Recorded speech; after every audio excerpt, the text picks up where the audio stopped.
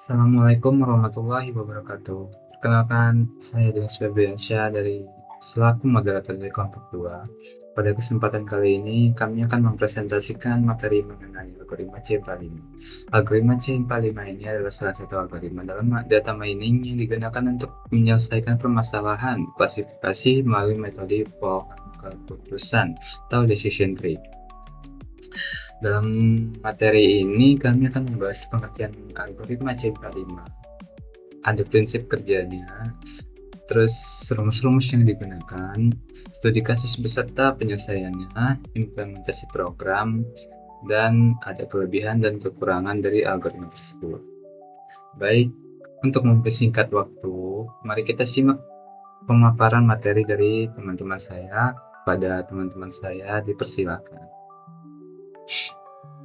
Oke, Assalamualaikum warahmatullahi wabarakatuh. Saya Alif Mulia Rahman dengan NIM 230170101. Di sini saya akan menjelaskan tentang definisi dari algoritma C45. Algoritma C45 merupakan salah satu algoritma pohon keputusan yang paling populer dalam bidang data mining dan machine learning.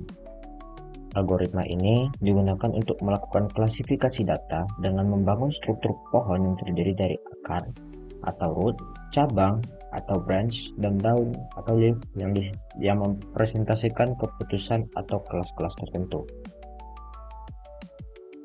Algoritma ini dikembangkan oleh Ross Quinlan pada tahun 1993 sebagai penyempurnaan dari algoritma pendahulunya, yaitunya ID3 atau Interactive Decommisser 3. C45 termasuk dalam kelompok supervised learning, di mana algoritma ini belajar dari data berlabel atau training data untuk kemudian dapat memprediksi kelas dari data baru yang belum diketahui labelnya. Baik, di sini saya akan melanjutkan pembahasan dari teman saya, yaitu pada prinsip kerja algoritma C45.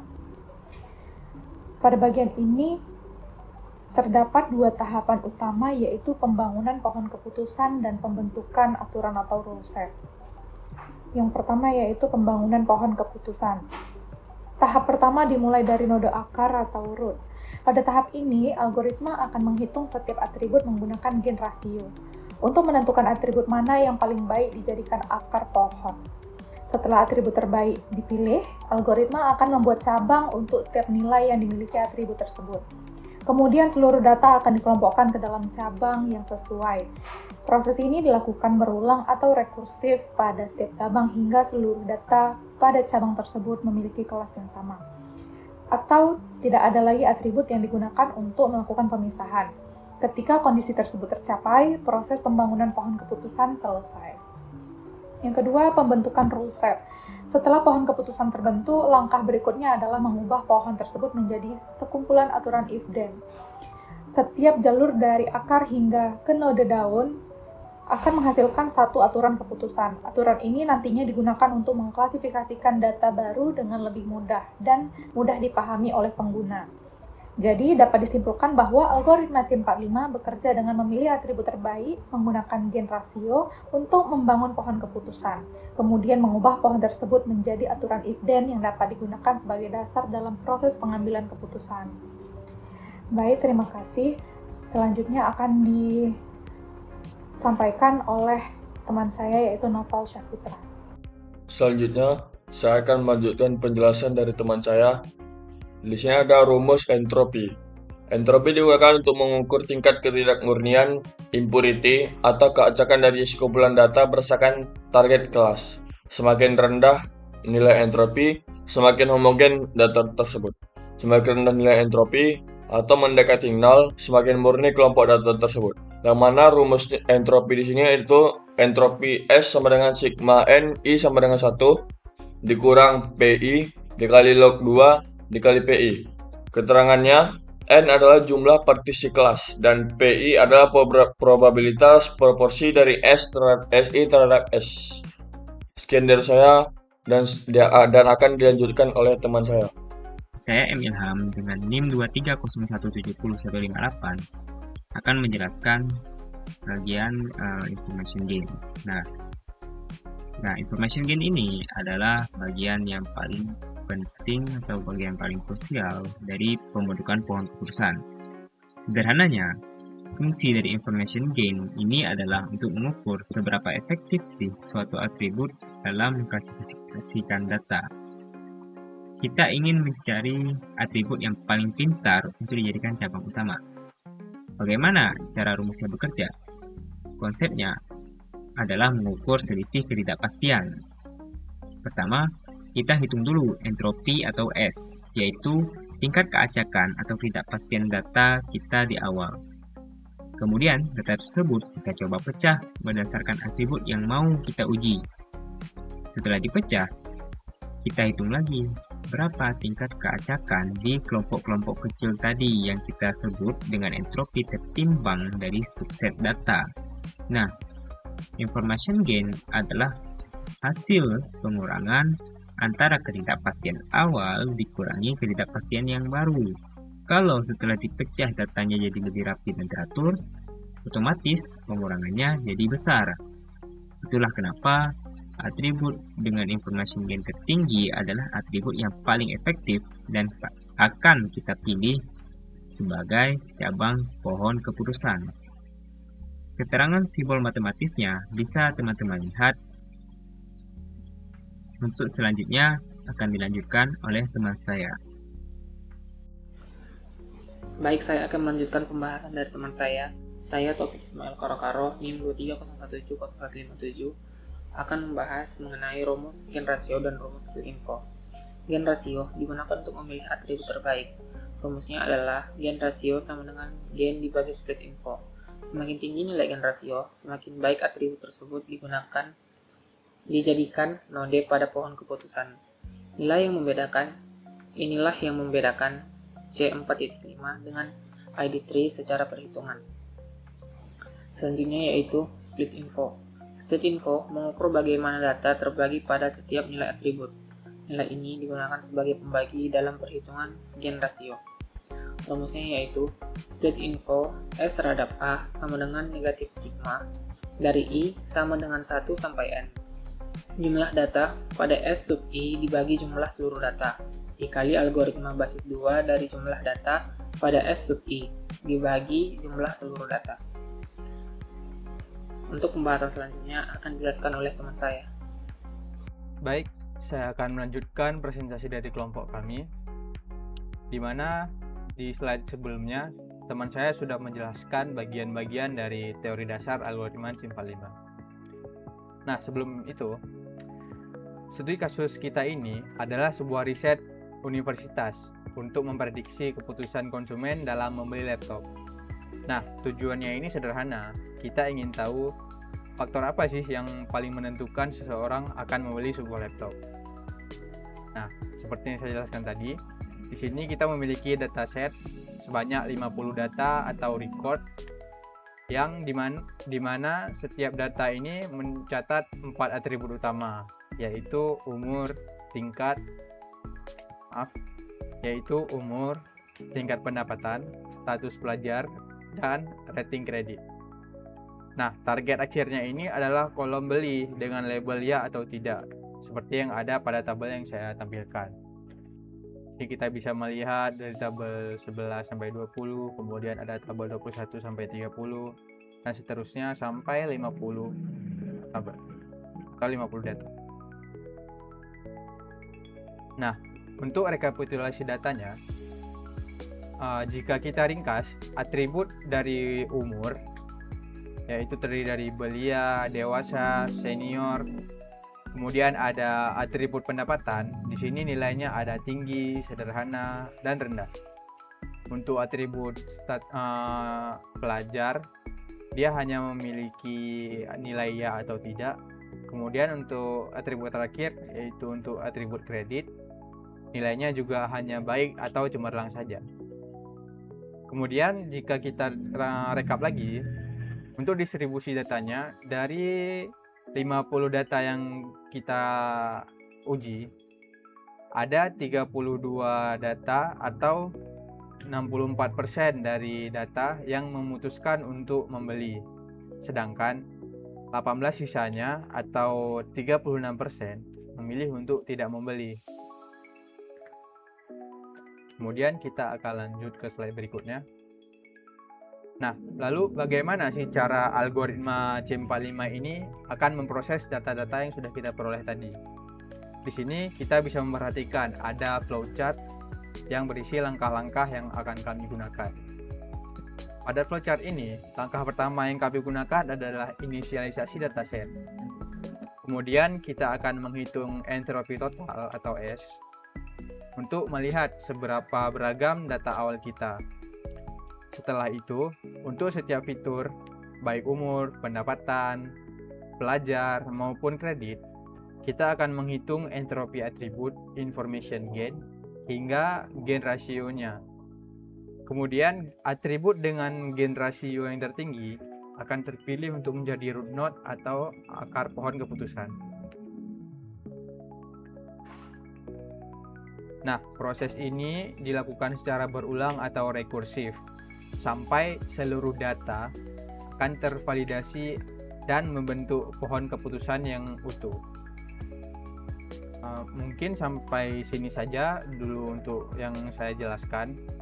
Selanjutnya akan dijelaskan oleh teman saya untuk bagian perhitungan manual untuk mencari bagaimana sih algoritma C45 ini benar-benar bekerja pada data yang sudah kita peroleh tadi. Baik, selanjutnya saya ingin sedikit menjelaskan untuk melanjutkan dari teman saya, yaitu bagaimana untuk menyelesaikan algoritma decision tree C45 ini menggunakan rumus. Jadi pada data seperti yang teman-teman telah ketahui yang sudah disampaikan oleh teman saya bahwa pada penyelesaian kali ini itu menggunakan 50 data yang terdapat pada tabel sebelumnya. Nah, seperti yang teman lihat pada tabel, kami di sini terdapat 5 atribut dan 5 atribut ini pertama-tama kita akan bagi dua, yaitu atribut biasa, yaitu umur, pendapatan, pelajar, dan kredit ini sebagai acuan untuk menentukan ia apakah root node, internal node, dan leaf node. Dan yang kedua yaitu atribut target. Atribut target ini dimana nantinya dia akan kita gunakan sebagai untuk mencari nilai entropi awal.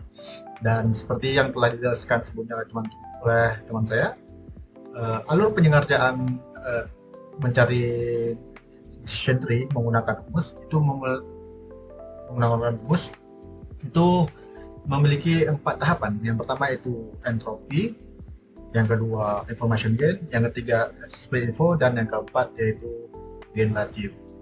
Nah, untuk yang pertama-tama kita akan mencari nilai entropi awal dari data ini, itu menggunakan atribut target.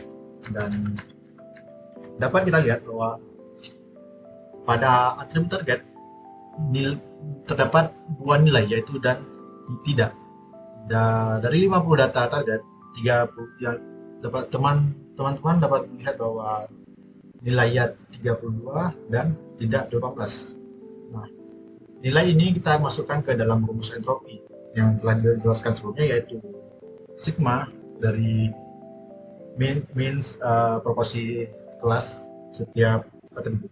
Nah, itu seperti yang teman-teman lihat, yaitu entropi min 32 yaitu untuk nilai ya diperkan dengan nilai total dari atribut, dan selanjutnya dikurangi dengan nilai tidak yaitu 18, sehingga kita mendapati nilai dari entropi yaitu 0,9426. Nah, setelah kita mendapati nilai entropi awal, baru kita akan mencari nilai dari entropi, information gain, split info, dan gain ratio untuk setiap atribut yang untuk acuan dari pohon decision tree atau pohon keputusan.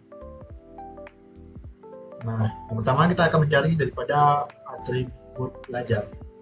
Pada atribut pelajar, kita akan membagi dua, yaitu pelajar dan tidak yang bukan pelajar. Nah, setelah kita membagi dua atributnya, pelajar dan bukan pelajar, kita bagi lagi setiap nilai tersebut dengan acuan pada atribut target, yaitu ya dan tidak. Nah, pada atribut pelajar kita mendapati 26 data dari 50 data, dan kita mendapati pada dengan acuan target bahwa 26 pelajar ini membeli semua, dan untuk nilai tidak ya, dengan acuan target 0. Nah, kita dapati bahwa entropi dari pelajar itu 0 karena sigma tadi ya penimbangan dari seluruh proporsi kelas, yaitu 26 dikur ya 26 per 26 yaitu per kelas, 26 per 26 yaitu 1, 0 dikurang dengan 0, maka hasilnya 0. Nah, selanjutnya kita mencari nilai dari bukan pelajar. Nah, pada bukan pelajar kita mendapati nilai target iya 6 dan tidaknya 18, sehingga kita masukkan ke dalam rumus, yaitu iya 6 diperkan dengan keseluruhan nilai bukan pelajar dan dikurang dengan nilai tidak, yaitu 18 pada target, diperkan dengan keseluruhan nilai dari bukan pelajar dan menghasilkan nilai entropi 0,8113. Nah, selanjutnya kita akan mencari information gain dari pelajar dengan seperti rumus yang telah dijelaskan.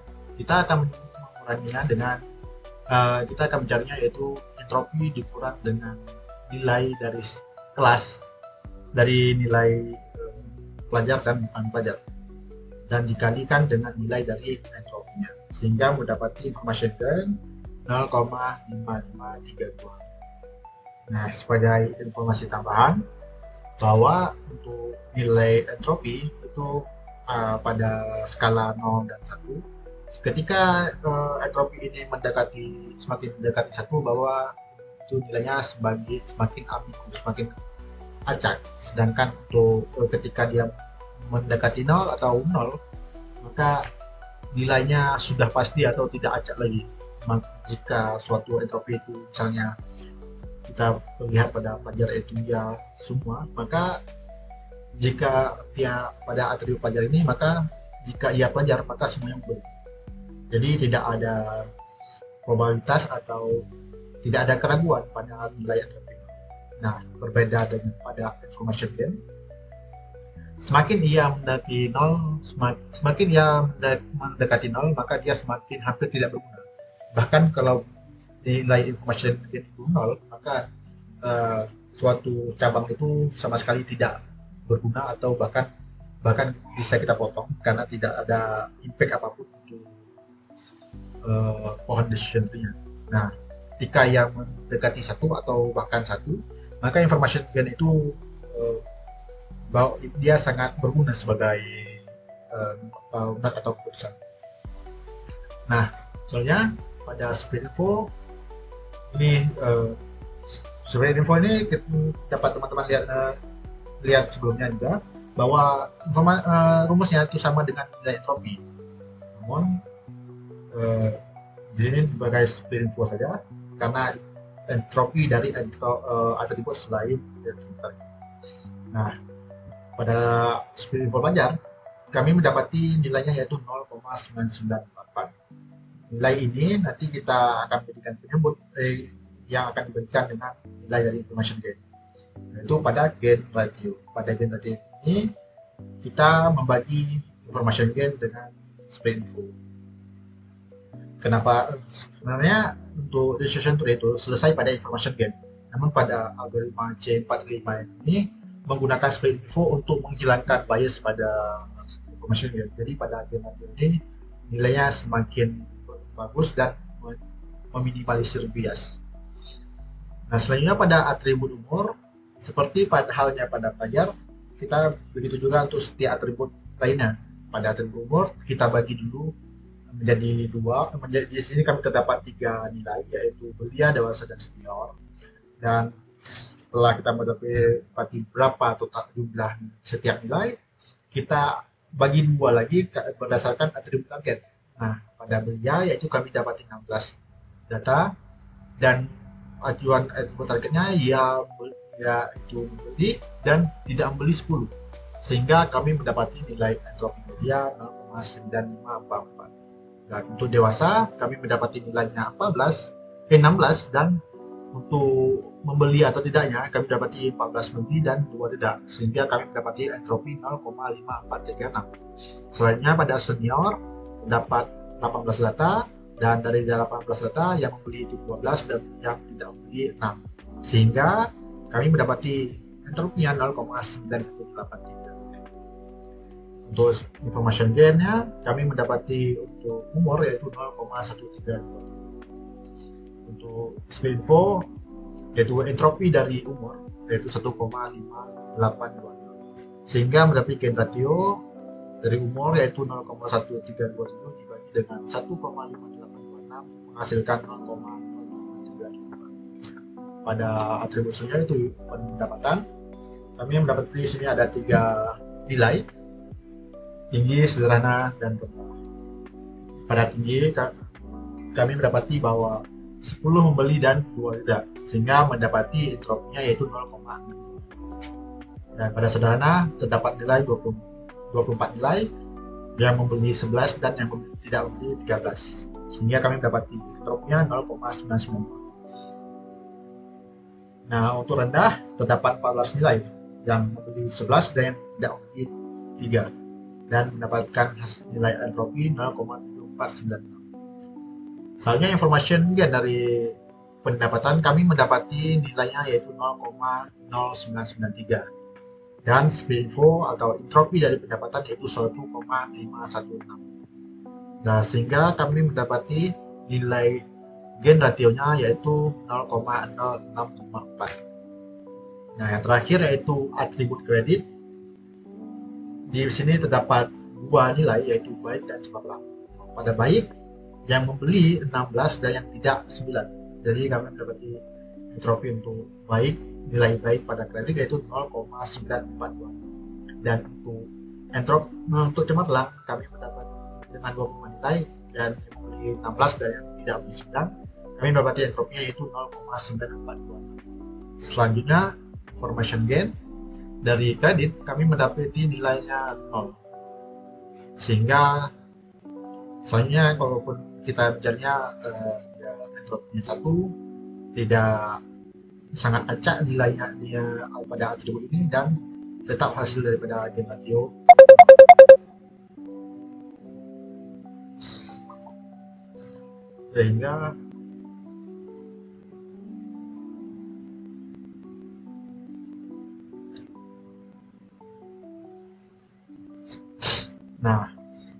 Sehingga kami mendapati gain ratio dari kredit 0. Mohon maaf, ini sebenarnya kredit bukan pelajar. Nah, sehingga nanti selanjutnya pada putusan atribut kredit ini tidak digunakan karena dia tidak berguna sebagai putusan dan sangat kaku atau sangat acak sebagai entropi. Baik, selanjutnya penjelasan bagaimana untuk menentukan footnote, internal note, dan leaf note akan disampaikan oleh teman saya yang sebenarnya akan menjelaskan. Sekian dari saya. Baiklah, nama saya Muhammad Heri Hasan dengan NIM 30116. Jadi di sini setelah kita menghitung nilai gain, speed dan rasio, kita harus menentukan akar pohon atau not. Dan kita harus cari nilai gain rasio tertinggi dari semua, karena atribut pelajar yang paling tinggi yaitu 0,54. Jadi kita memilih atribut pelajar sebagai notnya. Di atribut pelajar ini terdapat 2 cabang, yaitu yang dan tidak. Namun terdapat beberapa data dan semuanya itu tidak. Jadi keputusan akhir atau DF-nya itu ya. Dan yang cabang yang tidak memilih terdapat beberapa data. Jadi kita harus perhitungan di yang di iterasi kedua ini entropi subsetnya itu 0,81125. Di sini kita harus hitungkan gen rasio pada subsetnya. Jadi kita harus mencari gen rasio lagi, karena atribut yang paling tinggi itu 0,235. Jadi atribut kita pilih sebagai karbonnya. Di atribut ini terdapat 3 kategori, yaitu belia, terdapat 10 data, dan semuanya tidak memiliki. Jadi keputusan akhirnya tidak. Di kategori yaitu dewasa, terdapat 2 data dan semuanya juga tidak memiliki. Jadi keputusan akhirnya tidak. Yang ketiga ada senior, terdapat 12 data, yang memiliki ada 6 dan yang tidak memiliki ada 6 juga. Jadi kita bisa menentukan keputusan akhirnya. Jadi kita harus melakukan perhitungan ulang. Di iterasi yang ketiga ini entropinya itu 1, karena tadi terdapat 12 data dan yang 6 dan yang tidak ada 6, jadi ditara, jadi entropinya 1. Jadi kita di sini juga harus menentukan karbonnya karena pendapatan paling tinggi gen rasionya. Jadi di pendapatan ini ada 2 kategori, sama yang rendah terdapat 4 data dan semuanya. Jadi keputusan akhirnya yang pada sederhana terdapat 8 data, yang memiliki ada 2 dan tidak ada 6. Jadi kita bisa membuat keputusan akhirnya. Jadi kita harus melihat di atribut kredit, karena di atribut kredit ini gennya itu sama dengan 0. Jadi kita harus menggunakan mayoritas kelas, yaitu di data yang paling banyak. Karena dari 8 data ini yang memiliki ada 2 dan yang tidak memiliki ada 6. Jadi yang paling banyak itu 6. Jadi kita memilih yang tidak memilih. Jadi keputusan akhirnya tidak. Jadi sekian dari saya. Selanjutnya akan dilanjutkan oleh teman saya. Baik, saya akan melanjutkan materi C4.5 ini. Di sini kita akan masuk kepada pohon keputusan, di mana pelajar itu sebagai atribut. Jika ya, kita akan mendapatkan lift node-nya ya. Habis itu di situ kita akan menyeleksi lagi tentang umur. Umur jika tidak itu berarti belia, jika tidak itu berarti dewasa. Habis itu kita akan itu beralih ke pendapatan, di mana pendapatan itu nanti bisa ya jika itu rendah dan tidak jika itu dia sederhana. Baik, terima kasih. Mungkin akan dilanjutkan lagi oleh teman saya. Oke semuanya, terima kasih. Saya akan lanjutkan. Nama saya Daniel Hakim dengan NIM 23017190. Setelah kita memahami perhitungan manualnya, mari kita lihat bagaimana algoritma C4.5 ini diimplementasikan ke dalam bahasa pemrograman Python. Kemudian pada langkah pertama ialah untuk melakukan import library. Di sini saya menggunakan library Pandas untuk manipulasi dataset dan NumPy itu untuk operasi perhitungan matematis. Selanjutnya kita mendefinisikan fungsi-fungsi utamanya. Terdapat fungsi hitung entropi yang tugasnya itu untuk menghitung nilai entropi dari kolom target. Kemudian kita juga membuat fungsi hitung gauge ratio, mana fungsi ini akan menggunakan hasil dari entropi yang sebelumnya untuk mengukur seberapa baik sebuah atribut dalam memisahkan data. Kemudian kita beralih ke visualisasinya. Ini kita bisa lihat setelah program menghitung modelnya, kita pasti ingin melihat bentuk pohon keputusannya secara visual.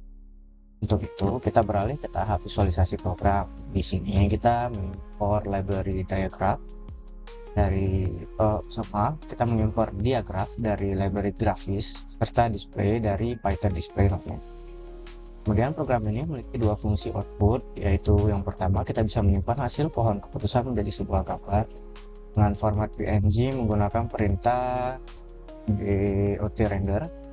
Kedua, kita bisa langsung menampilkannya secara interaktif di layar. Misalnya jika kita ingin menggunakan Google Colab atau Jupyter Notebook dengan memanggil perintah display dot,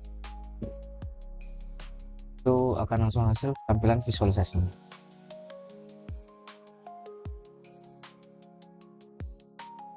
Nah, kemudian dan inilah bentuk visualisasi akhir dari programnya.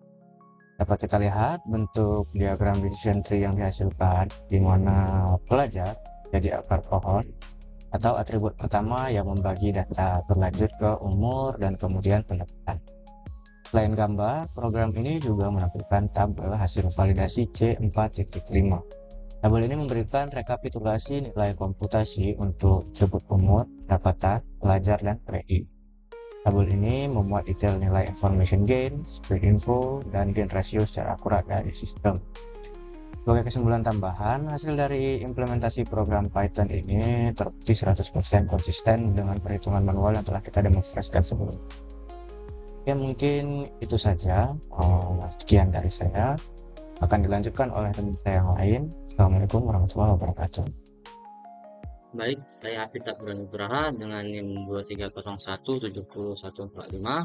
Di sini saya akan melanjutkan pembahasan dari materi kelompok kami, yaitu tentang kelebihan dari algoritma C45. Kelebihan yang pertama adalah kemampuan menangani data numerik. Algoritma ini dapat memproses atribut bertipe kontinu atau angka dengan mencari threshold yang terbaik. Yang kedua adalah kemampuan dalam mengatasi missing value. Algoritma ini mampu bekerja dengan data yang memiliki nilai kosong tanpa harus membuang rekod tersebut. Yang ketiga adalah menggunakan gain ratio. Algoritma ini menggunakan gain ratio sebagai splitting criterion sehingga tidak bias terhadap atribut dengan nilai unik. Dan yang terakhir adalah model yang bersifat interpretable. Algoritma ini menghasilkan pohon keputusan dan aturan if-then yang mudah dipahami oleh manusia. Untuk materi selanjutnya akan dibacakan oleh teman saya. Baik, saya Nazrifan Ibrahim Siregar dengan NIM 23017014. Baik, setelah kita membahas kelebihannya, kita juga perlu bersikap realistis bahwa algoritma ini memiliki beberapa keterbatasan atau kekurangan yang perlu kita antisipasi. Mari kita bahas satu persatu. Yang pertama adalah masalah kompleksitas tinggi ketika kita berhadapan dengan dataset yang sangat besar, misalnya mencapai ratusan ribu rekod. Proses perhitungan gain ratio ini akan memakan waktu dan daya yang sangat besar secara komputasi. Mengapa? Karena algoritma harus menghitung ulang nilai gain dan speed info untuk setiap atribut di setiap cabang pohon. Yang kedua itu overfitting pada data kecil. Kekurangan kedua justru terjadi pada kondisi sebaliknya, yaitu overfitting pada data kecil. Jika data latih yang kita miliki terlalu sedikit, pohon keputusan cenderung tumbuh terlalu spesifik atau sempurna. Efek sampingnya, algoritma ini malah menghafal data tersebut, sehingga ketika diuji dengan data baru yang asing, akurasinya justru menurun. Yang ketiga, sensitif terhadap data yang tidak seimbang, imbalance data. Algoritma ini sangat sensitif terhadap data yang tidak seimbang. Sebagai contoh nyata, jika ada distribusi kelas yang sangat timpang, katakanlah 95% data adalah kelas A, dan hanya 5% yang kelas B, maka model ini secara otomatis akan condong atau bias ke kelas mayoritas. Akibatnya, kelas minoritas yang mungkin justru krusial malah gagal diprediksi dengan baik. Selanjutnya yang keempat, tidak optimal untuk atribut dengan banyak nilai. Memang betul, penggunaan rumus gain ratio dirancang untuk memperbaiki kelemahan information gain standar dalam memilih atribut dengan banyak nilai unik. Namun pada praktiknya, atribut yang memiliki puluhan nilai unik tetap saja memiliki kecenderungan lebih tinggi untuk terpilih sebagai percabangan, meskipun nilainya belum tentu relevan. Dan yang terakhir, proses pruning yang tidak sempurna. Pruning atau pemangkasan dilakukan untuk menyederhanakan pohon agar tidak overfit. Namun, proses ini tidak selalu menghasilkan keputusan yang pas. Kadangkala, hasil pemangkasan yang masih menyisakan pohon yang terlalu rumit, atau sebaliknya, justru memotong terlalu banyak sehingga pohon menjadi terlalu sederhana dan kehilangan informasi penting. Oke, cukup sekian dari saya. Baik, saya Ibnu Fauzan dengan NIM 230170193 akan melanjutkan penjelasan dari teman saya, yaitu membahas tentang kesimpulan. Yang pertama, atribut penentu utama. Status pelajar merupakan faktor paling krusial dengan gain ratio tertinggi sebesar 0,554. Yang kedua, potensi pasar. Data menunjukkan 100% sampel berstatus pelajar melakukan pembelian, menjadikannya target pasar paling dominan. Yang ketiga yaitu validitas model. Hasil perhitungan manual terbukti 100% konsisten dengan implementasi Python atau scikit-learn, memperkuat reliabilitas pohon keputusan. Yang keempat, efisiensi informasi.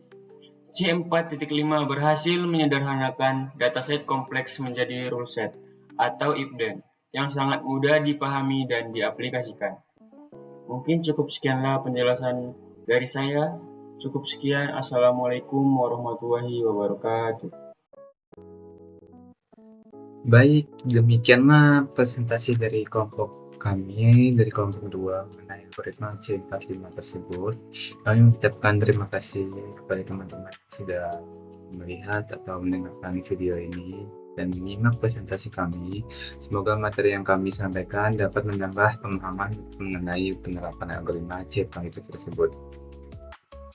Apabila terdapat kekurangan dalam penyampaian materi, kami mohon maaf yang sebesar-besarnya. Saya selaku moderator mewakili seluruh anggota kelompok 2 mengucapkan terima kasih atas perhatian yang diberikan. Assalamualaikum warahmatullahi wabarakatuh.